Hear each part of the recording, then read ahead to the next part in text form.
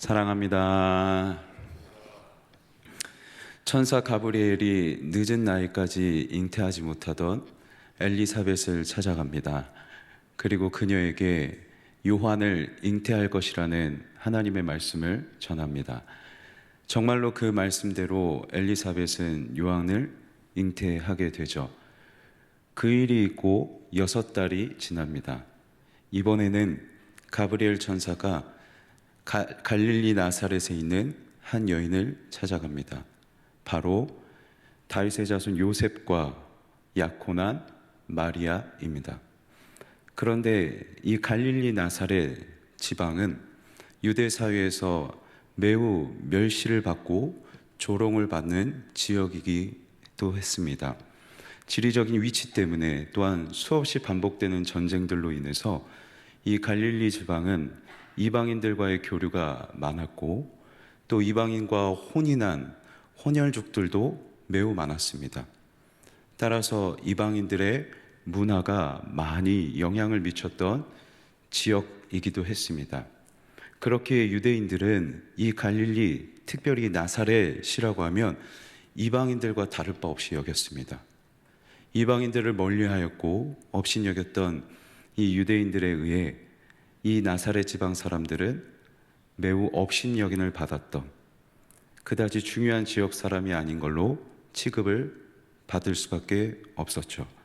게다가 당시 사회적으로 그다지 존중받지 못했던 여인이기도 했습니다. 결국 이 마리아라는 사람은 사회적으로 시선으로 볼 때에 매우 존중받을 수 없었던, 그리고 상대적으로 그 존재적인 가치가 매우 작았던 한 사람이었을 것입니다. 그런데 가브리엘 천사가 이 약자인 마리아에게 이렇게 인사를 건넵니다. 은혜를 받을지어다. 주 예수께서 너와 함께 하신다. 라고 인사를 건넵니다. 그런데 이 인사를 들은 마리아가 심중에 이렇게 놀라죠. 크게 놀라서 어찌하여 나에게 이런 인사를 하는가? 라고 이 인사를 받고 마리아가 놀랍니다. 놀랄 수밖에 없는 이유가 있었습니다. 당시에는 신분에 따라서 인사를 받는 그 상대가 어떤 신분이냐에 따라서 그 인사의 종류가 다양했습니다. 왕족이나 귀족 또는 제사장과 같은 종교 지도자들에게 건네는 인사말이 있었고, 또 평민 또는 아주 계급이 낮은 사람들에게 건네는 인사법이 따로 구별되어 있었다고 합니다.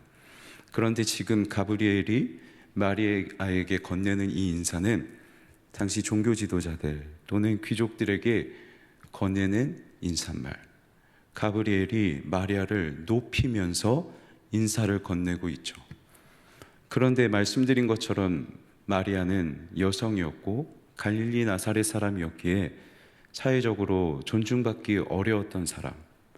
그런데 가브리엘 천사가, 하나님의 보냄을 받은 천사가 그 여인을 높이며 인사하고 있습니다. 왜 천사가 마리아를 이렇게 높이며 인사하고 있는 것일까요? 너가 주께 은혜를 입었다. 보라, 너가 잉태하여 아들을 낳을 것인데 그 이름을 예수라 하라. 라고 말씀합니다. 하나님께서는 하나님의 구원의 계획을 이루시기 위하여 마리아라는 사람을 사용하십니다. 마리아를 통해 사회적으로 존중받지 못하고 약한 사람이었던 그 마리아를 높이 들어 올리셔서 하나님의 구원 사역을 이루는 도구로, 하나님의 소명자로 부르시고 계신 것이죠. 하나님께서는 약한 사람, 사회적으로 연약한 사람 또는 사회적으로 존중받기 어려운 사람도 들으셔서 그 사람을 높이셔서 하나님의 도구로, 하나님의 구원 사역의 도구로, 소명자로 하나님은 부르시는 분이십니다. 그것이 저와 여러분의 존재적 가치입니다. 저와 여러분도 이 땅에서 어쩌면 약자일 수도 있고 수없이 많은 것을 가진 사람들에 비하면 가진 것이 많지 않을 수도 있고 어쩌면 존중받지 못하는 사람일 수도 있습니다. 하지만 하나님께서는 그런 저와 여러분을 존귀하게 들어 사용하십니다. 저와 여러분이 살아가는 세상에서, 우리의 가정과 일터에서 하나님의 구원을 위한, 그 세상을 구원하시기 위한 하나님의 도구로, 소명자로 저와 여러분을 부르셨습니다. 그래서 우리는 우리의 가정과 우리의 일터에서 하나님을 전하고, 또 하나님의 사랑이 무엇인지 그 사랑을 실천하며 하나님을 드러내는 삶을 살아갈 수 있어야 하는 것이죠. 이것이 저와 여러분의 존재적 가치, 이미 우리는 하나님께서 존귀하게 들으신 사람임을 기억하며 저와 여러분의 삶의 자리에서 하나님의 소명을 따라 살아가는 존귀한 자로 살아가는 저와 여러분이 되면 좋겠습니다. 그런데 한 가지 문제가 있습니다. 잘 알고 계신 것처럼 이 마리아는 요셉과 약혼한 사이입니다. 유대 사회는 남녀가 결혼을 약속하고 1년에서 2년 정도 이 약혼의 기간을 가집니다. 이 기간 동안 서로의 왕래를 자제하고 각자의 자리에서 순결을 지키며 결혼을 준비해야만 했습니다. 그런데 이 약혼한 마리아가 덜컥 아이를 베게 된다면 마리아에게 찾아올 어려움이 분명히 있을 수밖에 없겠죠. 하나님께서 마리아에게 주신 이 소명은, 하나님의 부르심은 마리아에게 감당하기 매우 어려운 것이고 어쩌면 이해하기 참 어려운 것이었을 것입니다. 하나님의 부르심은, 이 땅에서 우리를 소명자로 살아가길 원하시는 그 하나님의 뜻은 때로는 우리가 감당하기 어려운 것일 수도 있고 우리의 마음과 우리의 이해 범주 안에서 받아들이기 어려운 것일 수 있습니다. 우리의 가정에서, 심지어 우리의 가정에서조차 때로는 일터에서 하나님의 사랑을 실천하는 게 쉽지 않을 때가 분명히 있습니다. 내 감정을 절제해야 되고 내 마음을, 내 자존심을 희생해야 될 때도 있고 때로는 물질적으로도 어려움이 있을 수도 있고 관계적으로도 인내를 해야만 하는, 때로는 하나님의 사랑을 드러내고자 하는 그 대상이, 용서하고자 하는 그 대상이 내가 납득하기 어려운 때가 있을 수 있습니다. 저와 여러분도 이 땅에서 하나님의 소명자로 살아가는 것이 정말 감당하기 어렵고 또 그 부르심을 완주하는 것이 결코 쉽지는 않을 겁니다.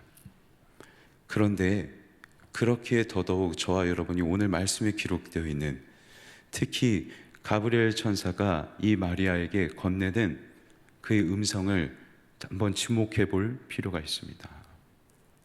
두려워하지 말라. 너가 하나님께 은혜를 입었느니라. 평안할지어다. 주께서 너와 함께 하시도다. 저와 여러분이 우리의 눈앞에 보이는 어려움을 넘어서서 여기에 눈을 들어 우리의 귀를 집중해야 될 음성은, 우리가 소명자로 살아가려 할 때 항상 하나님께서 함께 하신다는 것, 그 길을 걸어가고 그 소명의 삶을 살아갈 때에 우리와 함께 하신 하나님이 그 삶을 살아가게 하신다는 것을 기억하는 것이죠. 하나님은 저와 여러분을 반드시 함께 하시고 그 삶을 살아가게 하십니다. 그리고 그 삶의 자리에서 평안함을, 기쁨을 맛보게 하실 줄 믿습니다. 우리의 눈으로는, 우리의 감정으로는, 우리의 감각으로는 감당하기 어렵지만 지극히 높으신 하나님께서 함께 하시기에, 우리와 함께 하신 하나님이 계시기에 저와 여러분은 두려워하지 않고 담대히 그 삶을 감당할 수 있는 줄 믿습니다.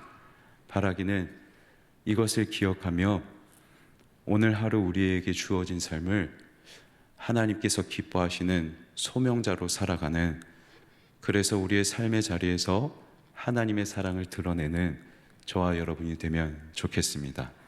말씀을 맺겠습니다. 하나님은 약한 자도 들어서 사용하시는 분이십니다. 이 세상에서는 우리의 삶의 터전에서 우리는 약자일 수 있고 존중받지 못하는 사람일 수 있지만 하나님의 눈에는 그런 우리를 존귀하게 보십니다. 존귀하게 여기시고 하나님의 소명자로 하나님의 도구로 부르십니다. 그래서 우리는 우리와 함께 하신 하나님이 계시기에 평안케 하시고 기쁨을 주실 하나님이 계시기에 비록 약하지만 그 하나님을 의지하며 소명자의 삶을 감당할 수 있습니다. 2024년 한 해가 하나님이 나를 부르셨음을 기억하며 기꺼이 담대하게 그 소명의 길을 걸어가는 이번 한 해가 하나님의 사랑을 마음껏 전하고 드러내는 저와 여러분의 삶이 되길 주님의 이름으로 간절히 소망합니다.